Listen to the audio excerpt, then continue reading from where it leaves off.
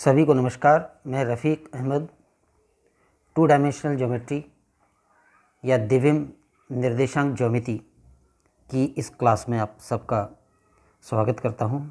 हम दीर्घवृत्त पढ़ रहे हैं और दीर्घवृत्त से संबंधित कुछ आर्टिकल्स, कुछ क्वेश्चंस हमने इससे पहले वाले वीडियोस में लिए हैं। आज भी हम दीर्घवृत्त से संबंधित एक आर्टिकल और कुछ प्रॉब्लम्स लेंगे।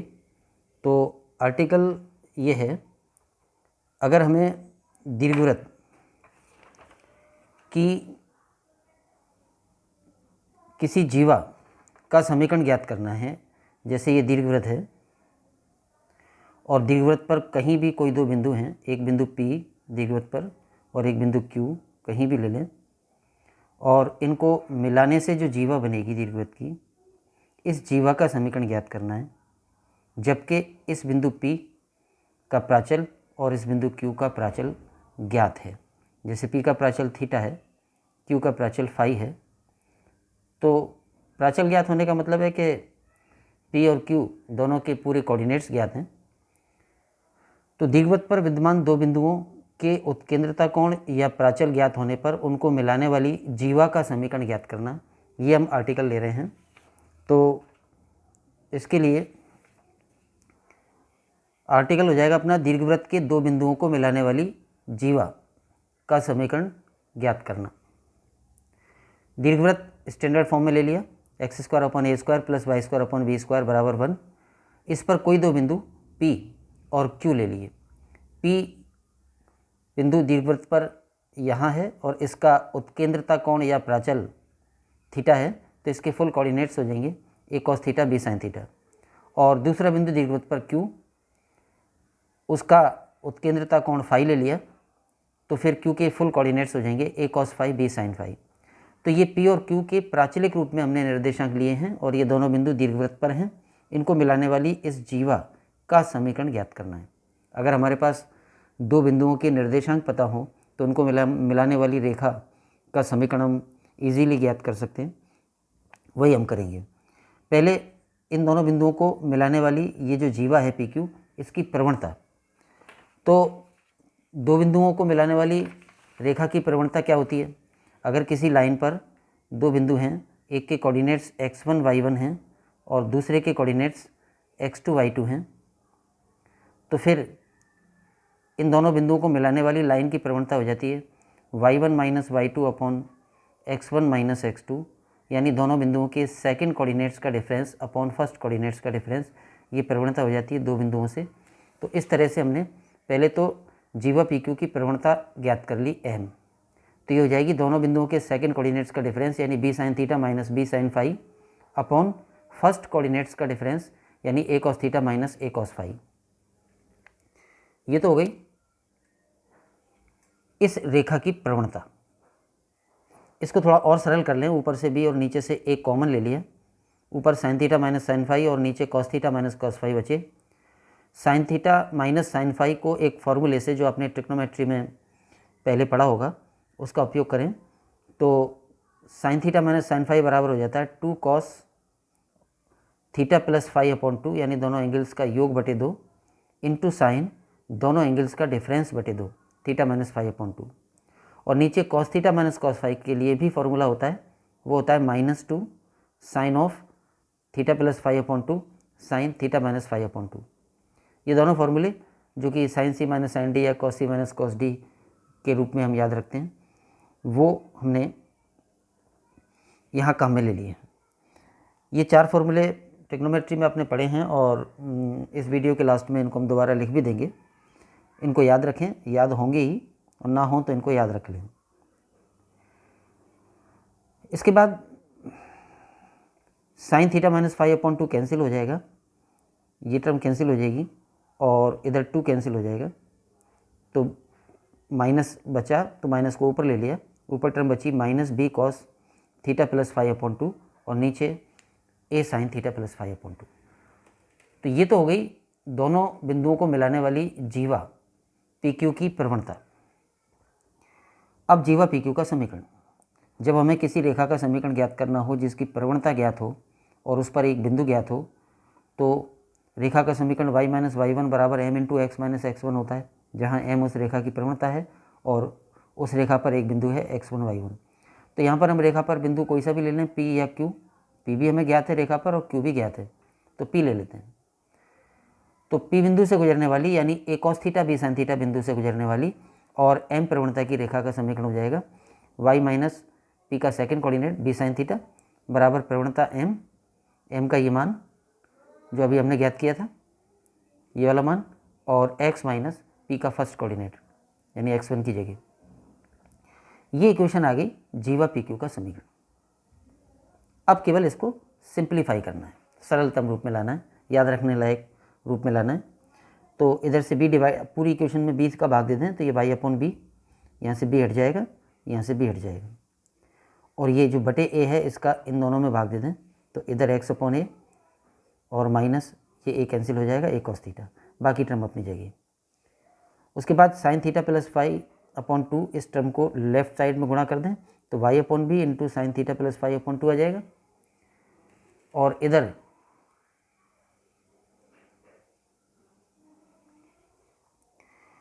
ये टर्म इससे भी गुणा होगी तो minus sign theta plus five upon two into sine theta, और ये जो minus cos theta plus five upon to है इसको अंदर दोनों से गुणा कर देंगे तो एक टर्म तो हो जाएगी minus X upon A cos theta plus five upon two, और इस कॉस वाले को इस कॉस वाले से गुणा करेंगे तो plus cos theta plus five upon two into cos theta.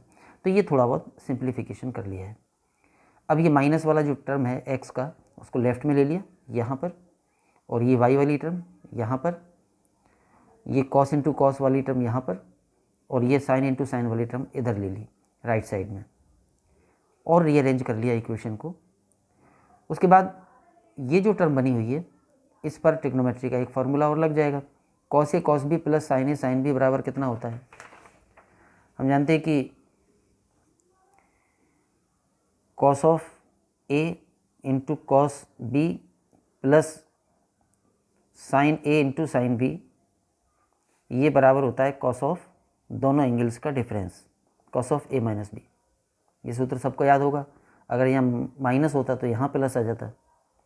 इस फॉर्मूले का यूज़ करें, ये टर्म इस तरह की है cos into cos plus sine into sine, तो आ जाएगा कॉस ऑफ दोनों एंगल्स का डिफरेंस। डिफरेंस में किसी को भी पहले किसी को भी बाद में ले सकते हैं, कॉस लगा हुआ है तो कॉस ऑफ ये एंगल थीटा माइनस ये वाला angle theta plus five upon to.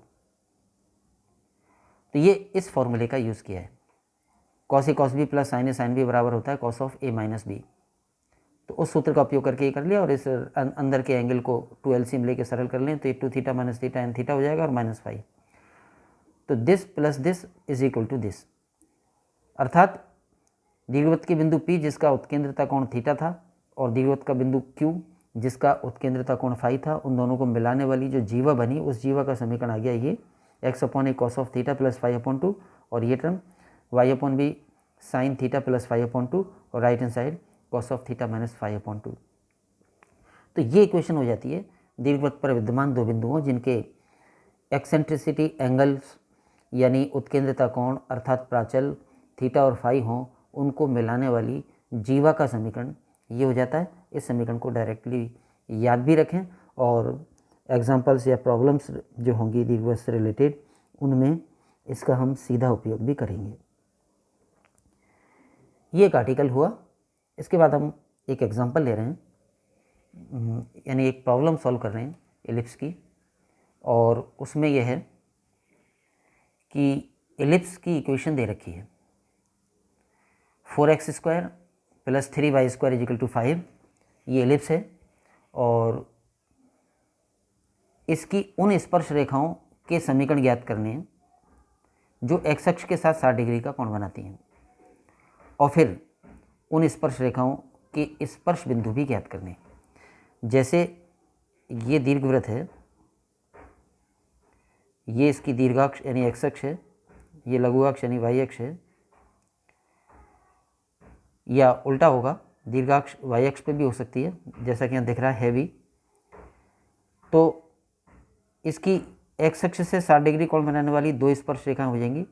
एक तो इधर हो जाएगी, ये दीर्घवृत्त की स्पर्श रेखा जो दीर्घवृत्त को इस बिंदु पर स्पर्श करती है, और एक इसी की पैरेलल इधर हो जाएगी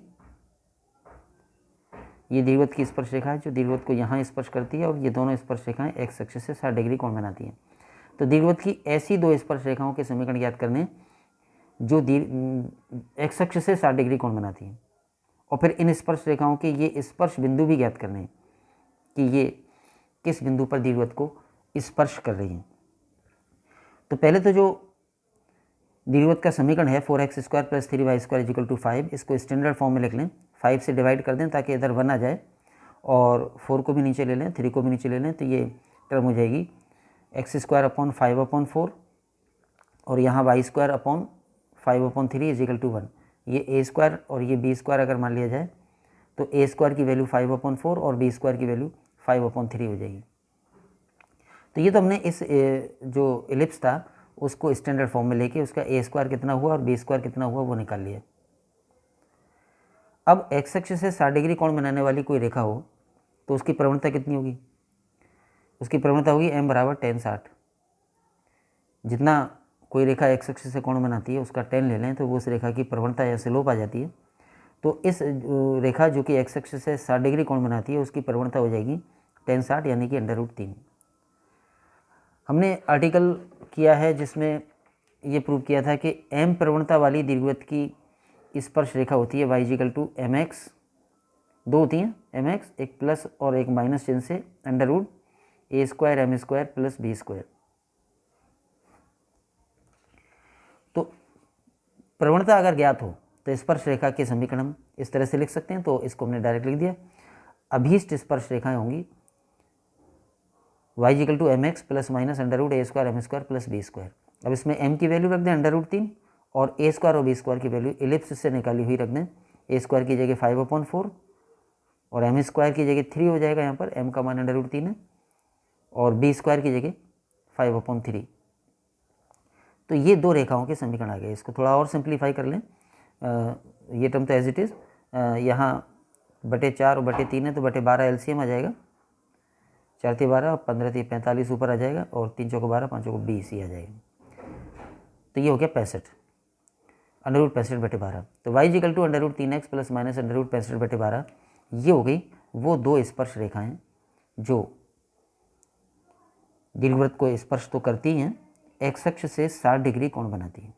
यानी ये वाली दो स्पर्श रेखाएं के समीकरण आ गए जो कि आपस में समांतर भी होंगी, दीर्घवृत्त को स्पर्श करेंगी और एक्स एक्सिस से 60 डिग्री कोण बनाएंगे।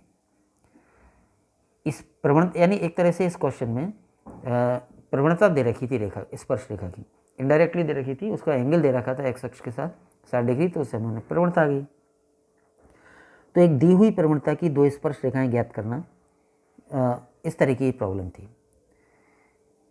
इसके बाद इसमें हमें करना है इन स्पर्श बिंदुओं के निर्देशांक भी ज्ञात करने। तो स्पर्श बिंदुओं के निर्देशांक के लिए सीधे फॉर्मूला भी याद रखा जा सकता है और हम मान कर भी ज्ञात कर सकते हैं।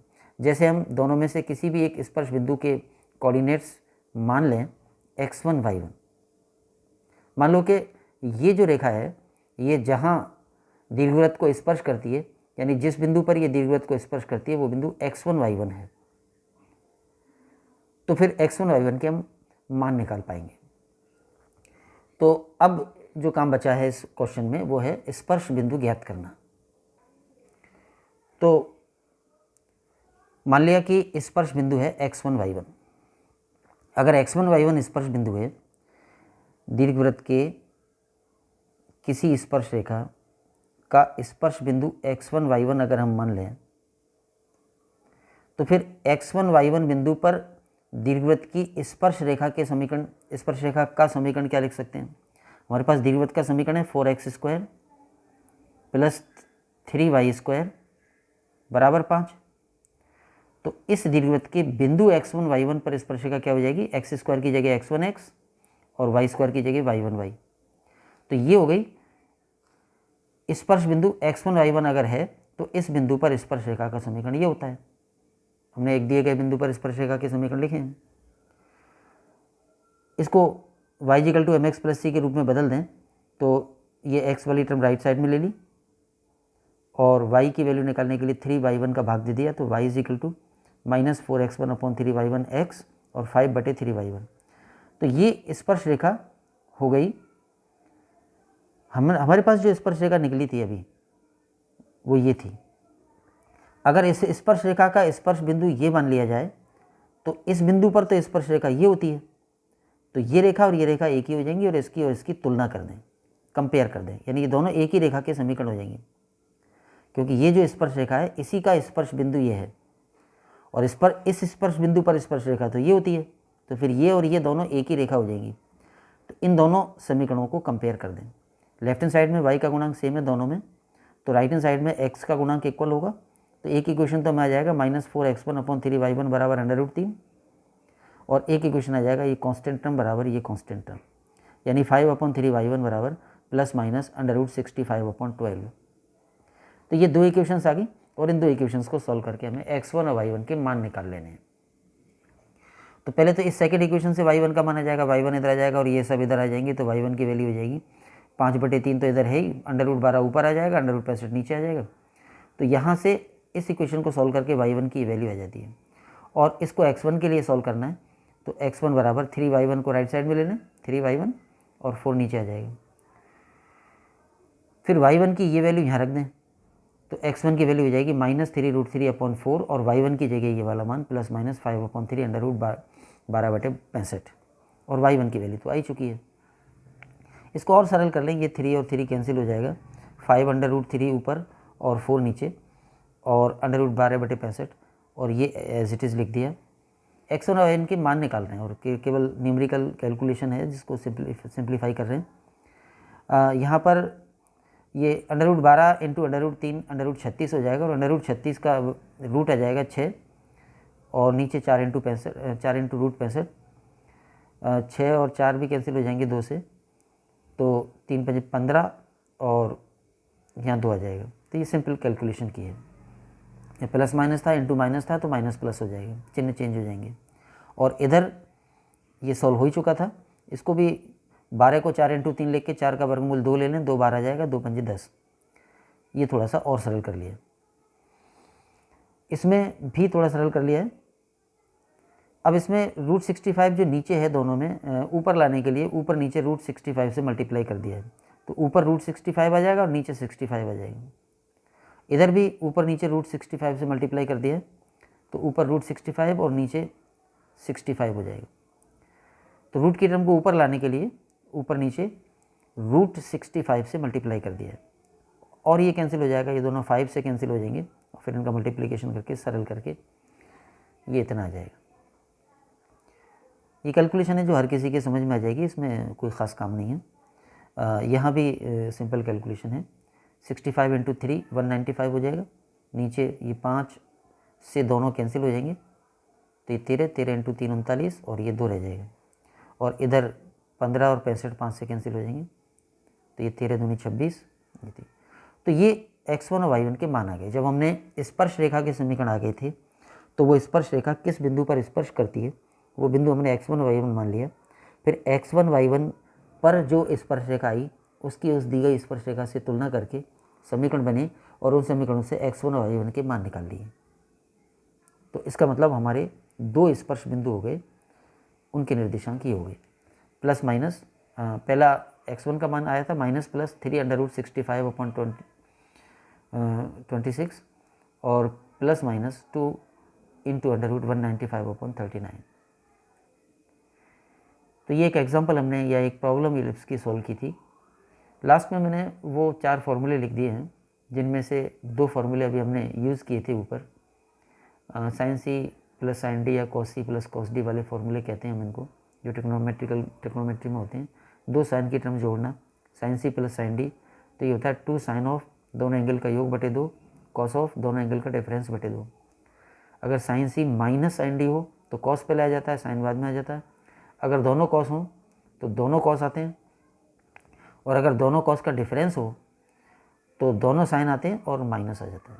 या तो यहाँ माइनस लगाते हैं या फिर इधर d - c लिख देते हैं, c - d की जगह, वो एक ही बात है। तो अभी हमने जीवा पी क्यू की प्रवणता निकालने के लिए इन फॉर्मूलेज़ का उपयोग किया था। एक sin - sin वाले का यूज़ किया था और एक cos - cos वाले का यूज़ किया था। तो इन फॉर्मूलों को अगर याद नहीं रहे हों अब तक तो अब याद कर लें। हमारे 3D में 2D में और डिफरेंशियल कैलकुलस में ये फ्रिक्वेंटली काम आते ही रहेंगे। तो आज के इस वीडियो में इतना ही। सभी को धन्यवाद। जय हिंद।